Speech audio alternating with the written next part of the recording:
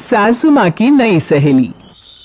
प्रिया kitchen में चाय बना रही होती है और सुमन ड्राइंग रूम में बैठकर मजे से टीवी देख रही होती है। तभी दरवाजे की घंटी बजती है। प्रिया, जरा देखना तो कौन आया है। देखती हूँ मम्मी जी। प्रिया दरवाजा खोलती है तो सामने पड़ोस वाली विमला आंटी खड़ी होती है। नमस्ते आंटी जी, कैसी हैं आप? मैं तो बिल्कुल ठीक हूँ बेटा, पर तेरी सास को क्या हुआ है? आजकल कहीं दिखती ही नहीं है। जब देखो तब टीवी के आगे जमी रहती है। अंदर तो आइए आंटी। अरे ओ दीपक की अम्मा, कहाँ हो? अरे बिमला, आओ आओ, क्या बात है, बड़े दिन बाद याद आई तुम्हें मेरी। मैं तो हमेशा ही तुम्हें याद करती हूँ, पर तुम ही गायब रहती हो और आजकल तो बाहर भी नहीं आती जाती। तबीयत तो ठीक है ना तुम्हारी? अरे तबीयत को क्या होना है, इस उम्र में तो कुछ ना कुछ लगा ही रहता है। मेरी छोड़ो, तुम ये बताओ कि क्या चल रहा है गली मोहल्ले में।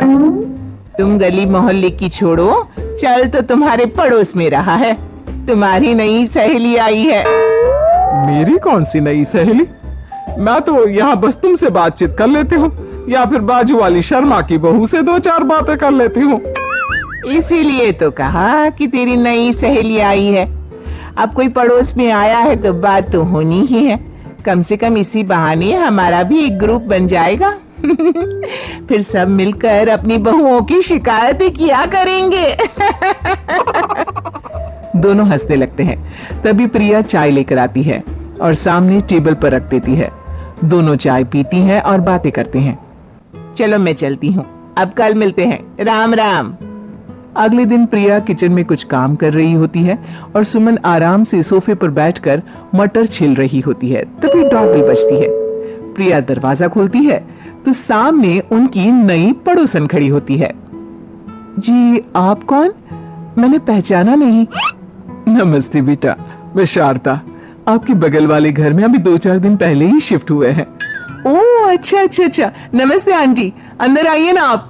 देखिए तो मम्मी जी, आज कौन आया है। इतना कहकर प्रिया किचन में चाय बनाने चली जाती है। नई पड़ोसन को घर पे देखकर सुमन थोड़ा हैरान हो जाती है। नमस्ते बहन जी, मैं शारदा, आपकी नई पड़ोसन। अच्छा अच्छा, आप हैं हमारी नई पड़ोसन। आइए आइए, और बताइए कैसी हैं आप? जी बिल्कुल ठीक हूँ। वो दरअसल घर पर छोटी सी पूजा रखवाई थी, बस उसी का प्रसाद देने चली आई। सोचा इसी बहाने नए पड़ोसियों से भी मुलाकात हो जाएगी। ये तो बहुत अच्छा सोचा आपने।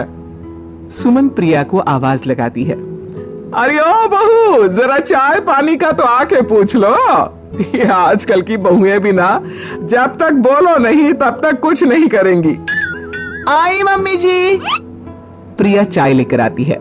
दोनों बैठकर चाय पीती हैं और खूब सारी बातें करती हैं।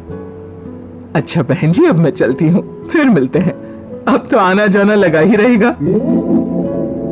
शारदा के जाने के बाद प्रिया किचन से बाहर आती है। क्या बात है मम्मी जी, आप दोनों को देखकर तो लगा ही नहीं कि पहली बार मिल रही हो।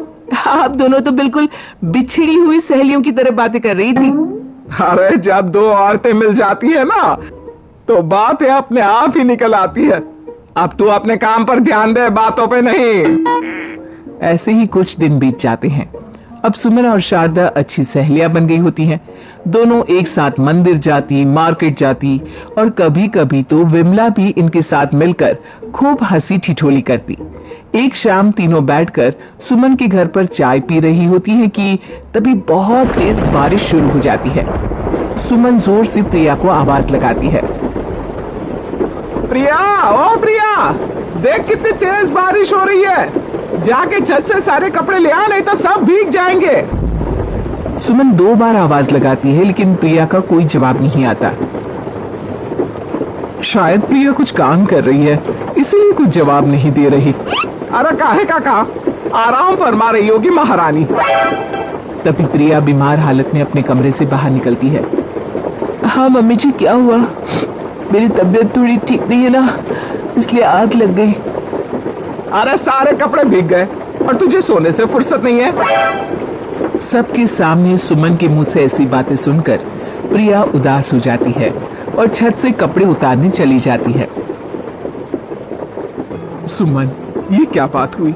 प्रिया ने बताया ना कि उसकी तबीयत ठीक नहीं, इसलिए उसकी आंख लग गई। तुम भी ना खामखा उसे सबके सामने सुना दिया।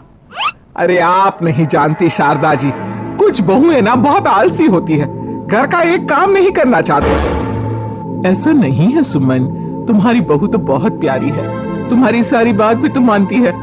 हाँ सुमन, तुम प्रिया के बारे में ऐसा क्यों सोचती हो? मेरी भी दो बहुएं हैं, लेकिन मैं उन्हें अपनी बेटियों की तरह रखती हूँ। आखिर वो भी तो किसी की बेटियां ही है ना। और अगर तुम ऐसा ही व्यवहार करोगी तो एक दिन प्रिया भी तुम्हारे साथ ऐसा ही बर्ताव करेगी। शारदा और विमला की बातें सुनकर सुमन की तो बोलती बंद हो जाती है। वहीं प्रिया भी बाहर से सारी बातें सुन रही होती है।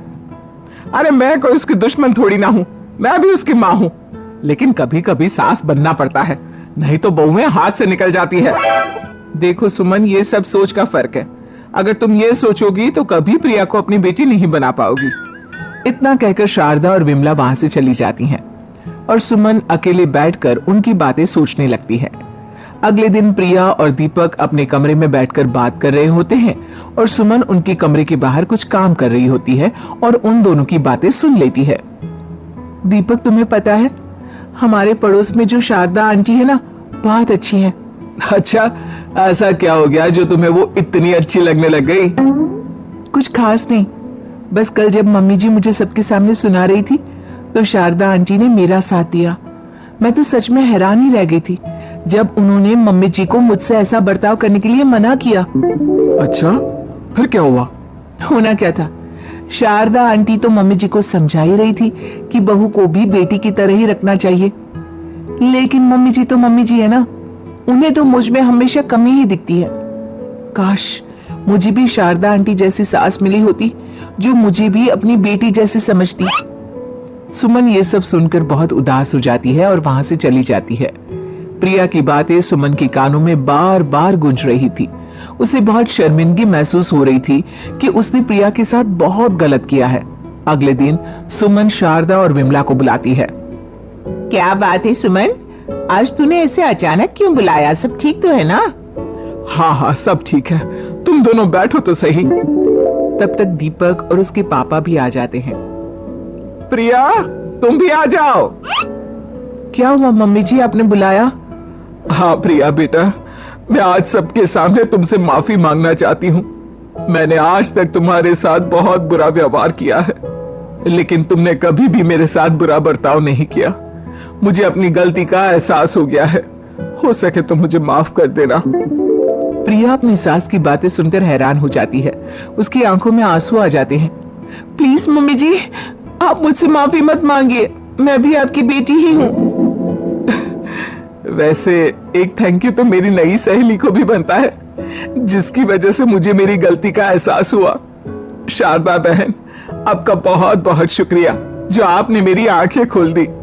हरी क्या सुमन, तुम भी ना? तो फिर इसी बात पर चाय और पकोड़े हो जाए। हाँ हाँ, क्यों नहीं।